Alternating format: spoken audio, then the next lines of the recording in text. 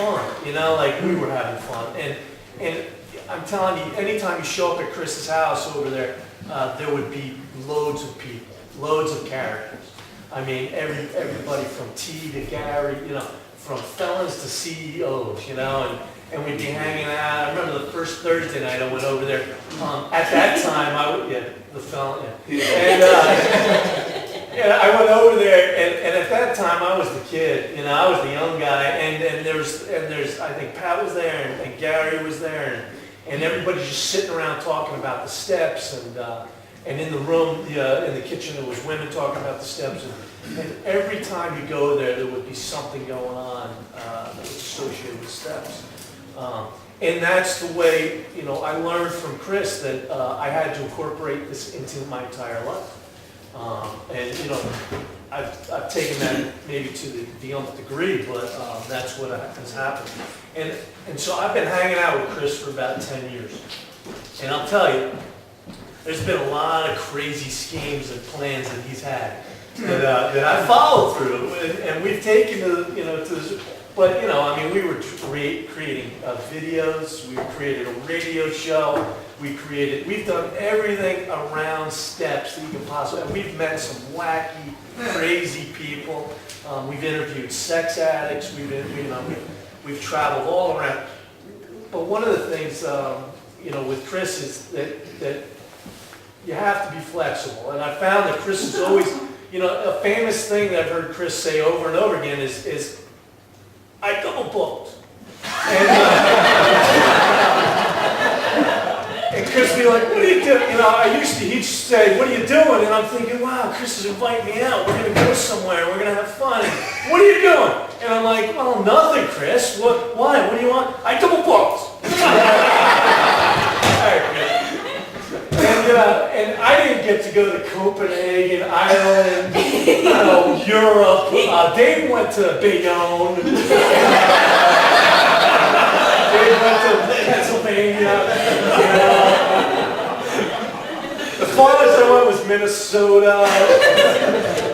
He calls me, he's like, what are you doing? And I'm like, and now I'm like, well, I don't know why. What am I doing? He's like, you gotta go to an Al-Anon convention. Al-Anon convention? They're gonna sacrifice it. I'm gonna do it. They're gonna take all the anger out on me.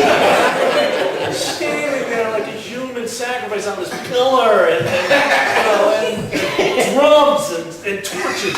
He's like, no, it'll be fine. And he goes, there's gonna be about 300 women and they're gonna love you.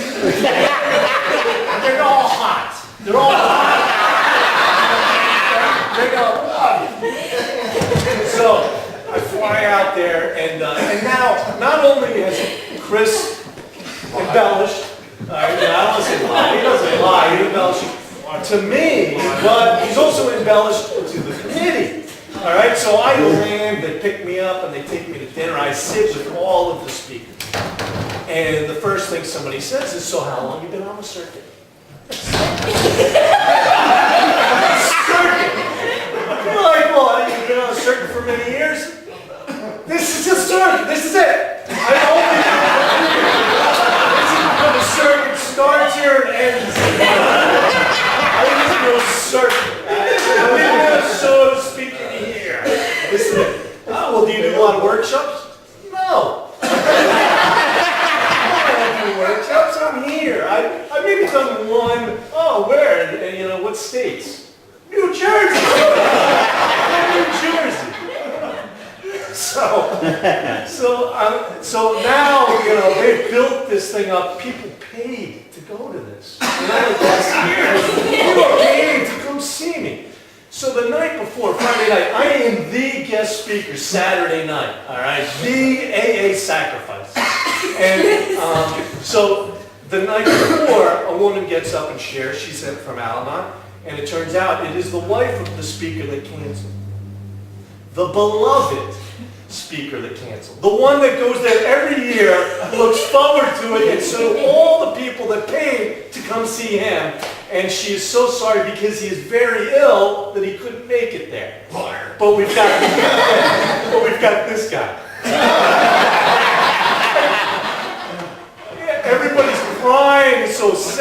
we wish he was here.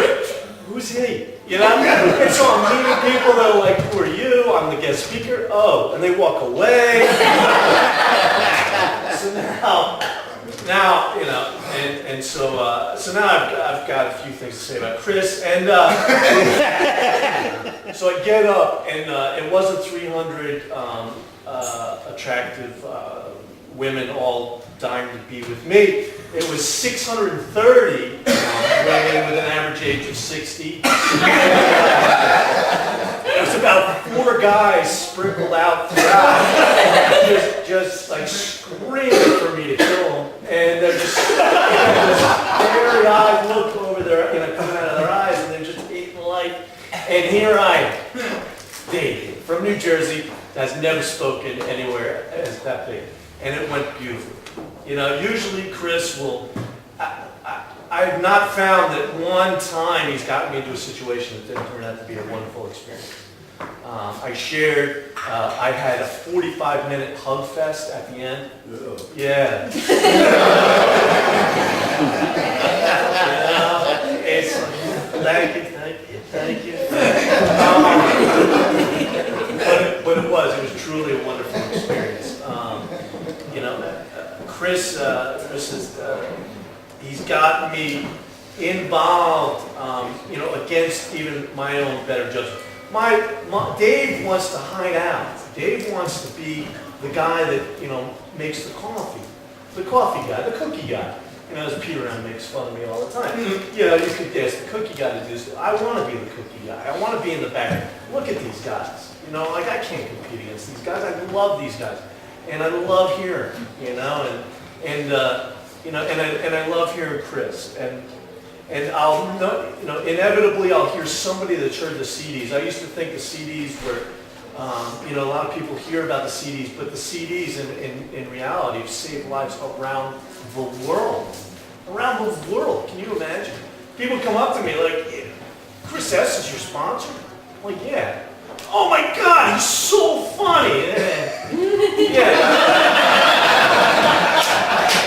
Oh, he told me a story about the purple puke monster, and then they'll proceed to tell me, and I'm like, yeah, 10 years I've heard the purple puke monster. Right? But you know, inevitably after 10 years, there's a story that Chris will bring up that I haven't heard before, that it's all about having fun and having humor in our lives. And Chris's house was where I learned that I needed to incorporate all of this into my lives. You could go to Chris's house and there was just constantly going to be sobriety. There's going to be somebody talking about sobriety, doing something about sobriety, going to get 12-step somebody about sobriety. You know, and now today, my life, because of watching Chris, my life is encompassed throughout this program. You know, there's not one aspect of my life that doesn't touch sobriety. And you know, if you had asked me that 12 years ago, whether that would be the case, no. I mean, I barely probably told anybody that I was an alcoholic. Now, you know, you can't stop me from telling. You know, maybe I should not tell everybody that I'm an alcoholic, but I'm so proud of it and enjoying it and living life. You know, people, we're like the bad news bears when we go out in other meetings. We're like, they see us coming like, oh, Jesus Christ, look at these guys. You know? And by the time, at some point there'll be a fall, and they'll probably, you know, stand back, but we always get asked back. We always are asked back to go somewhere because we do bring enthusiasm and life to it. Because we enjoy it. You know, we enjoy it so much. It's a gift. And again, Chris, you know, obviously, for most of us, this is not goodbye. And congratulations, I think, I mean, 20 years. It's still out to debate, but congratulations, and we all love you. Thank you.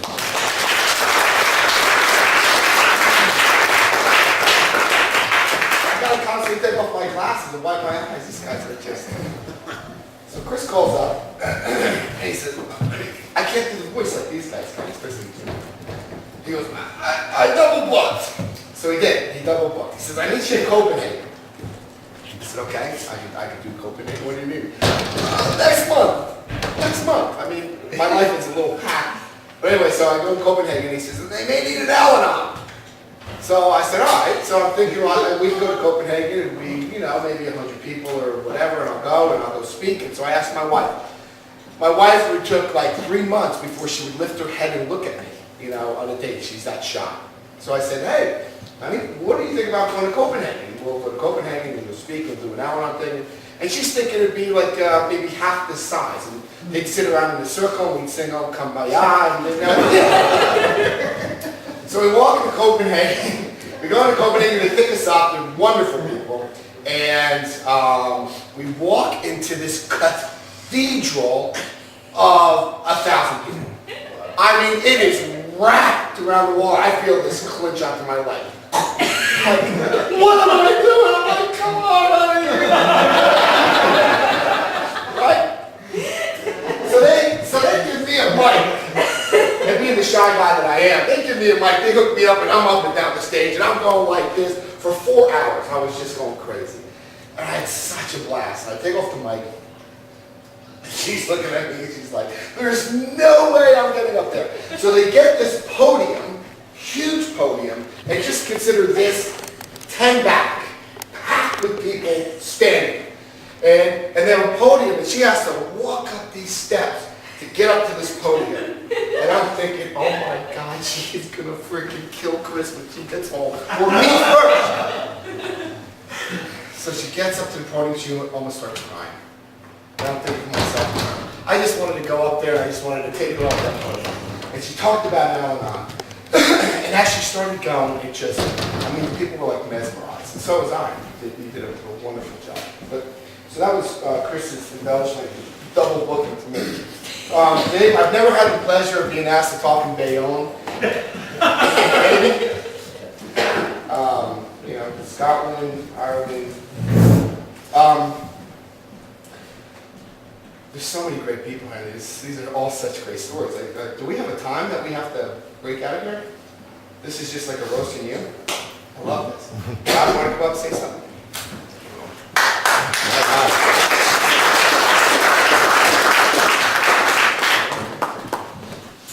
Rob. Let's have Ron come up. What do you say, Ron? Come on. All right.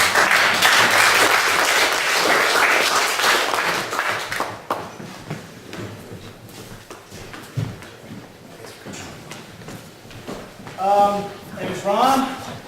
I'm also an alcoholic. Hey, Ron. And I definitely can't be as funny as these guys at this table here.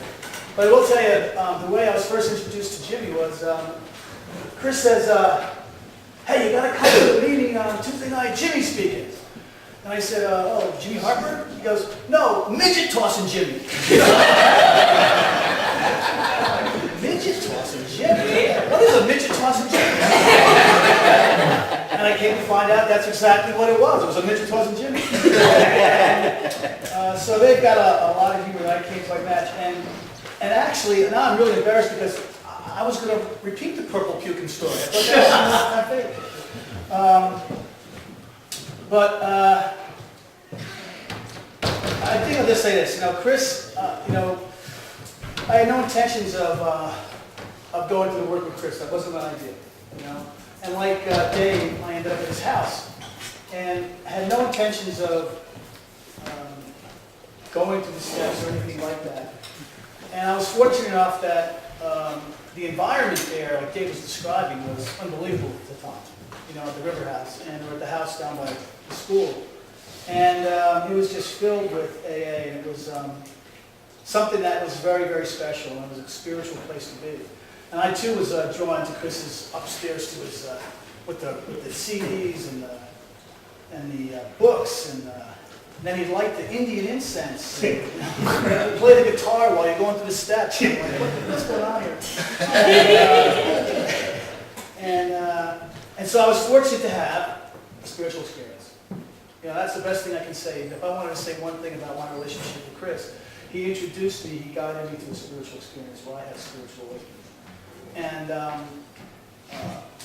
I don't know what more I can say about that. I mean, to have that happen in your life is a special, special blessing. And I look around the room, everyone knows what I mean, right? You go from being here to being here. You go from being asleep to being awake. And having had that experience, it's very hard to go back to sleep. You know? And so, how do you minimize that? How do I not, underscore what that means to me in my life, to have had a spiritual awakening, to have had my entire perception of my life changed as a result of the process he took me through. So I'd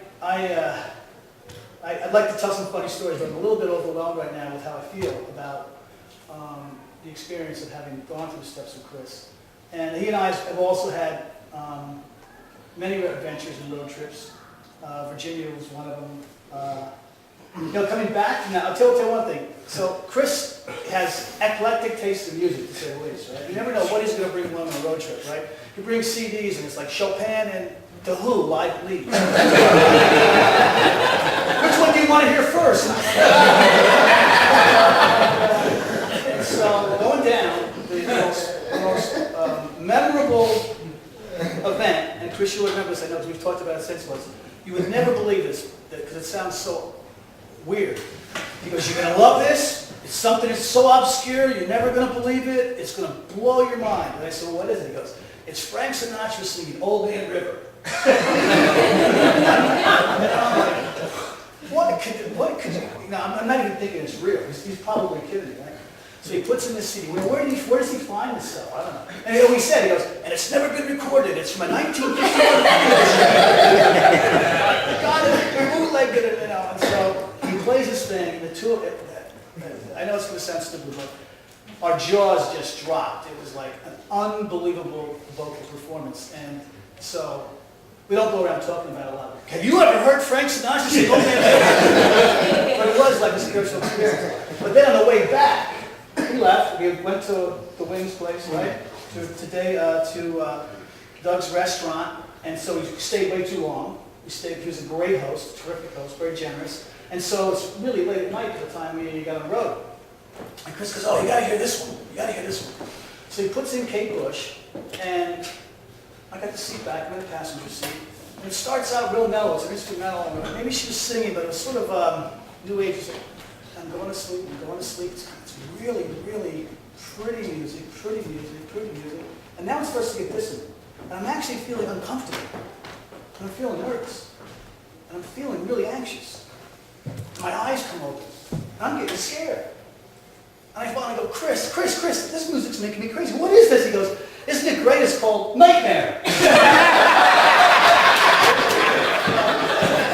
goes, yeah, isn't that funny? He said in the beginning, she's going to sleep. And she wakes up in the middle of the night with a nightmare. You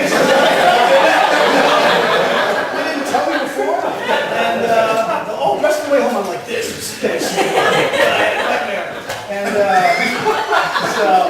But I have to circle back and say how much, Chris, I really do appreciate, the opportunity to have had a spiritual awakening. My life was literally, I saw, who I was, the truth about who I was. And I saw, I had that experience that I'm sure most of you in this audience have had, is that the fourth column experience. You say, you know what? Here's who I thought I was. Here's who I am. And that is a tremendous blessing. And then, of course, you get the blessing of having to go out and make amends about all that stuff, right? And that really was a blessing, too, because it really introduced me back to my fellow men. I had to go back and see those people and see the look in their eye and get a sense of what I've done. So, Chris, for that experience, for having brought me through the steps to allow me to have that experience of a spiritual awakening, I can never thank you enough. Never. My whole life. Because my whole life has changed. I look at the world differently today. And I thank you for that. So thanks for letting me share.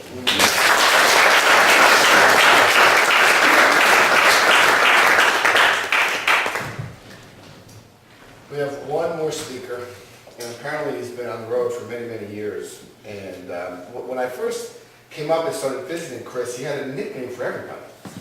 He had a nickname for everybody. And he would talk about this guy called Radio Shack Mike. So Radio Shack Mike over here, he had a nickname